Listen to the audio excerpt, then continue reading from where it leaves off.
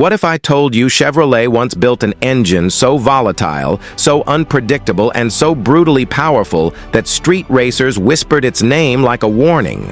An engine feared by insurance companies, outlawed by underground tracks, and quietly erased from GM's own history books. An engine born from desperation, forged in secrecy, and unleashed onto American streets before anyone realized what kind of monster had escaped the lab. This wasn't just another V8. This was the 400.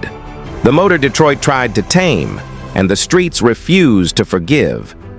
This is the shocking true story of Chevrolet's 400 cubic inch small block and the big block versions that followed. An engine so controversial, it was banned from street racing circles, outlawed by sanctioning bodies, and nearly erased from the muscle car era. An engine, some say, was never meant to exist. Let's unlock the truth. Imagine this. It's late 1960s America. Gas is cheap, streets are wide, and every Friday night turns into a horsepower war zone.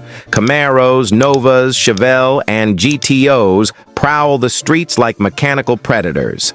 Every kid wants cubic inches, torque, and smoke pouring out of the rear tires. And in the shadows of Detroit, inside Chevrolet's engine development warehouse, a group of engineers is cooking up something different. Something that breaks every rule of the small block world.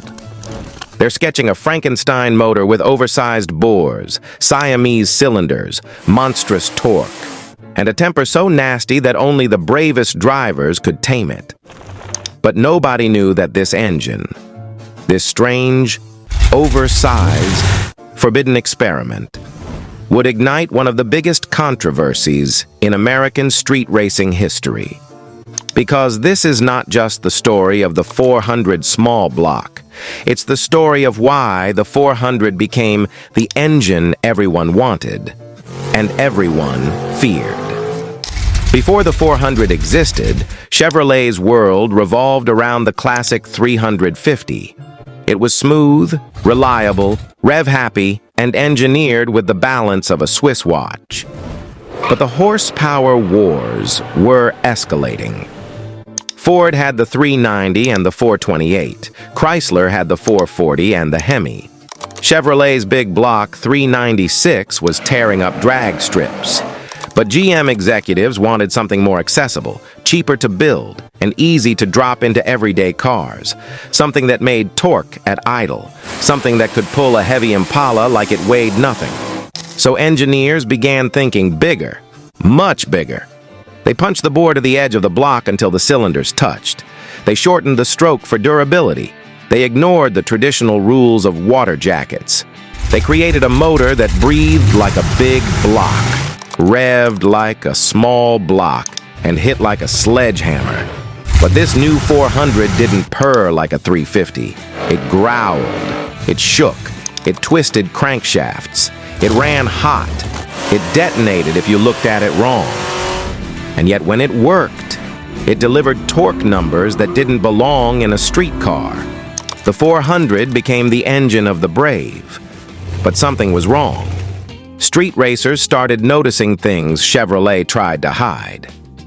Motors are overheating in traffic. Cylinders are cracking under too much timing. Detonation destroying pistons on cool nights. The engine had a split personality. Gentle one moment, violently unpredictable the next.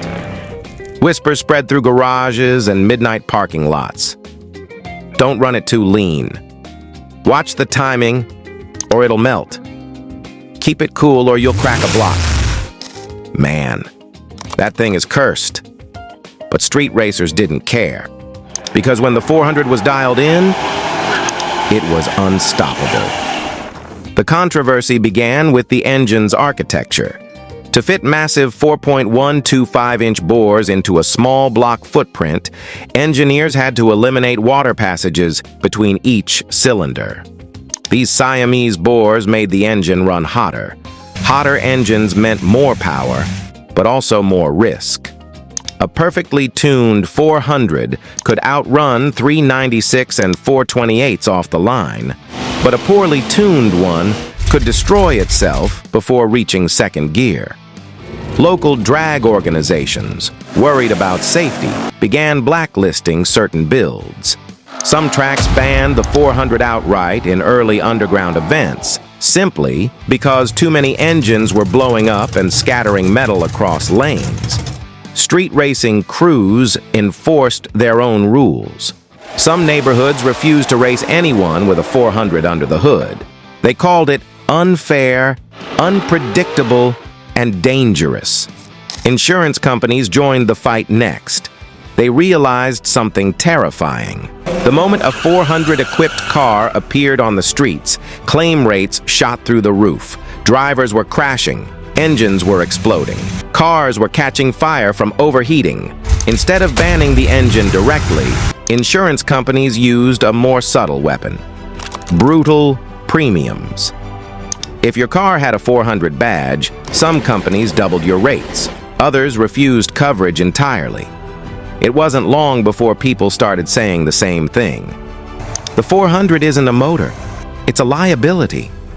But behind all the chaos, Chevrolet had never intended the 400 to be a street racing legend. It was designed as a torque monster for big cars and trucks, not as a high-revving drag strip warrior. Yet that's exactly what it became. Because street racers discovered its darkest secret. The 400 loved camshafts, big carburetors, and high compression. Suddenly, a motor meant for family cars was tearing through quarter-mile strips like a hungry animal. Even seasoned mechanics were shocked at how much power it could make with simple upgrades. And that's when the trouble really began. Police departments noticed the pattern. Too many accidents, too many blown engines, too many street races turning violent. Several states introduced local ordinances targeting modified big blocks and large cubic-inch engines. It wasn't an official nationwide ban, but it was enough to get the message across. The government didn't stop there. By the early 1970s, new emissions regulations hit the industry, and oversized high-compression engines were suddenly public enemy number one. The 400, already labeled dangerous by racers, now became a target for lawmakers. But the real nail in the coffin came from inside the GM Chevrolet's engineers wanted to fix the 400. They wanted to redesign the block with better cooling, stronger cylinders, and higher durability. But GM had already begun shifting focus toward emissions, fuel economy, and smaller cubic inches. The age of monster engines was coming to an end. Instead of evolving the 400, they let it die quietly. But the legend didn't die. Not in the garages, not in the drag strips, not in the memories of the racers who survived it. Because the forbidden 400 became a symbol of the final days of raw American horsepower, a symbol of danger, rebellion, and mechanical insanity. A symbol of what happens when engineers break the rules and build something too wild for the world to handle. Today, gearheads debate the truth.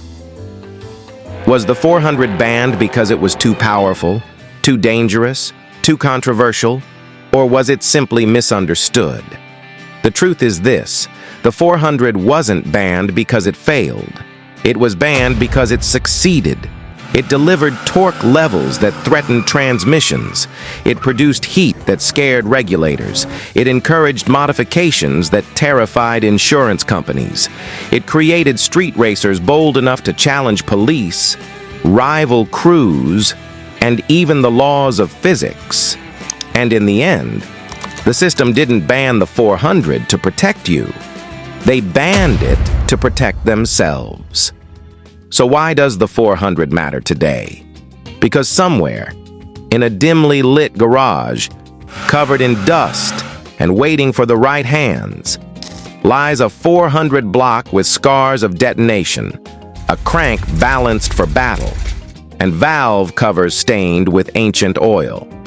And when someone fires it up again, when that deep, uneven, idle rumbles through the neighborhood, you'll feel the ghost of a time when engines were dangerous, drivers were fearless, and the roads belonged to those with the biggest motor and the strongest nerves.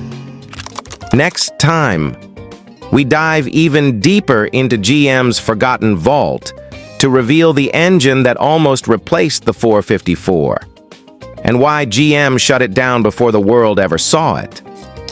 Until then, keep your revs high, your timing safe, and your feet ready. I'll see you in the next one.